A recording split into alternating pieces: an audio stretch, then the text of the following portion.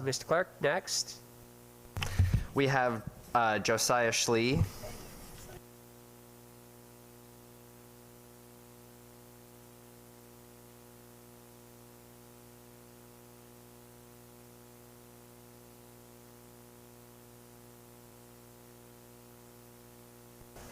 Yeah, okay. Oh, pardon me?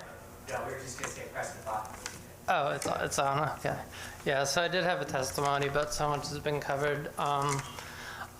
What's really important to me that I would really like to hear an answer about and looked into is I've asked Attorney Tong, I've asked the DCP multiple times to look into explaining and disclosing remediation to us medical cannabis patients, and also explaining the mold situation, because in this bill 5150, there's a lot of language about remediation, and that proves the presence of mold in the cannabis.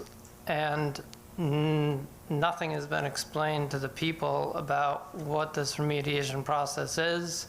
There's no studies on whether it's safe or not.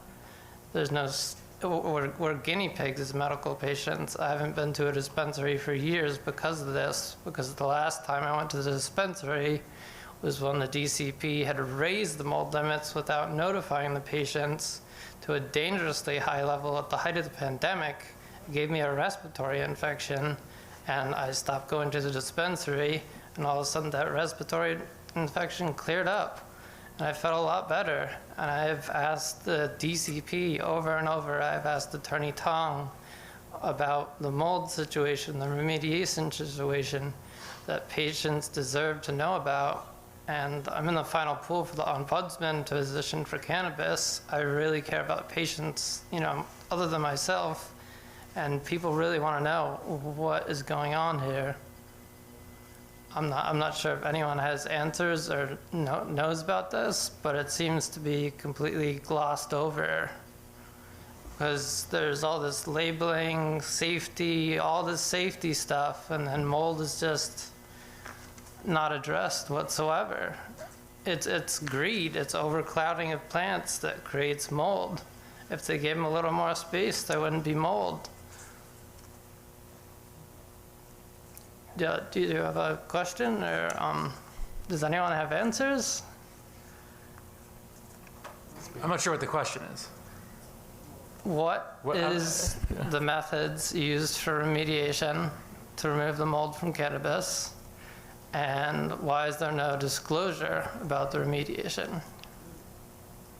Those are two good questions. We should get answers for those questions. Because I've been asking the DCPs for 4 years, and Attorney Tong's response to me was get lost, basically. Well, it's not his. He's not going to answer that question. But we will ask that question of those two questions of DCP. Those are two good questions. So, I know I'm backpedaling a lot, 10 steps back, because we're talking about stuff really far ahead. No, this is the basis of the program and safety. Mm-hmm. We will have to get answers to those questions. I don't know the answers to those And questions. those standards we should. were part of regulations, not legislation. Yeah. It was, but we should know what the answer is. Right. So yeah. So we'll have to ask Rod, I think. Yeah, we'll have to ask the regulators at DCP those questions.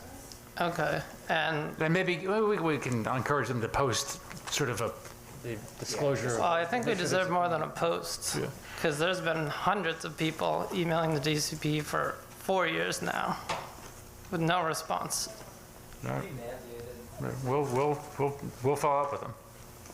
I would very much appreciate that, because it's and very as you mentioned, concerning. part of creating the ombudsman position is also to have a dedicated office, to respond to these and have more of an avenue. I understand the Attorney General's office isn't going to be able to answer those questions, but that ombudsman position, it was created specifically to have an avenue to get answers to questions like that and have a more dedicated advocacy voice for exactly that. So that I hope so. Yeah. Because it is disturbing. It's dangerous. We don't.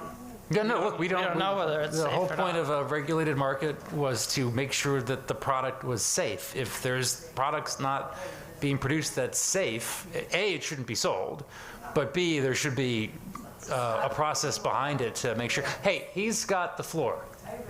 Okay, so all right, he's got the floor. All right, so, there needs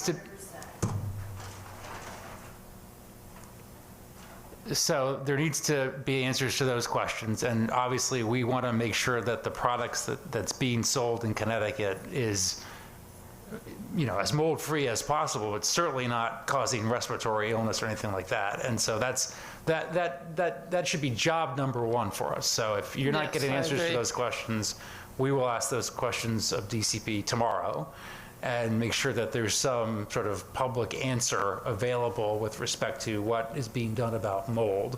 And then I hope we see you up here next year as the ombudsman, testifying as to what you want to say. So. Is there any way you could get like a promise that like people will be emailed within some certain amount of time? You just got it. I'm talking to them tomorrow about other issues. I'm going to ask them about the mold issue. Yeah. I appreciate it. And if no one has any more questions? Mr. Chair, if I may, so you've just stolen my thunder because I have scheduled a meeting with DCP for next Tuesday, specifically to discuss the mold issue, and they're getting their right people together to come to that meeting, because you have emailed me about this, and I have looked into it, and we do have, from what I can tell, the highest mold ratio in the country, and I for one want some answers, and I'm really grateful to Chairman Daxino for arranging that connection for me, so we can get those answers for you, but he's going to beat me to the punch tomorrow. Thank you. Well, that might be the answer to the drop in sales too. So, help yourselves.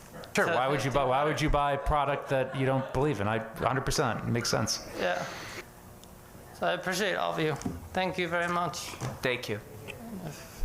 Thanks for coming in, Josiah. Questions for? Nope. I don't think there are any further questions, so thank you for Thanks testifying. for sticking it out. Thank you.